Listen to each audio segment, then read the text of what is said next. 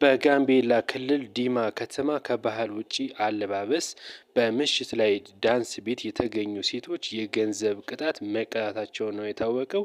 ከማህበረሰቡ ባህል ውጪ ልብስ ለብሰው የተገኙት እነዚህ ሴቶች በብዛታቸው 13 ሲሆን በቁጥጥር ስር ውለውም ፖሊስ እርምጃ እንደወሰደባቸው ተነግረው የዲማ ወረዳ ሴቶችና ማህበራዊ ጉዳይ ጽህፈት ቤት ኃላፊ የሆኑት ወይዘሮ ኒኳይ አኳይ ለወረዳው ኮሚኒኬሽን እንደገለጹት ሴቶቹ እንግዲህ እነዚህ 13 የሚሆኑ ሴቶች ከማህበረሰቡ ውጪ ባፈነገጠ መልኩ አለባበስ ለብሰው በመገኘታቸው እርምጃ እንደተወሰደባቸው ያሳወቁት። እነዚህም 13 ሴቶች እያንዳንዳቸው 5 ሺህ ብር በድምሩ 65 ሺህ ብር መቅጣታቸውን ነው ፖሊስ ያስታውቀው። ይሄ ተግባር ተጠናክሮ እንደሚቀጥልም እንግዲህ ፖሊስ በወረዳው አስታውቋል ማለት ነው። እንግዲህ ለሌሎችም መልእክት ተላልፏል። ይህ በሌሎች ቦታ ቢተገበር እንላለን። መልካም ቆይታ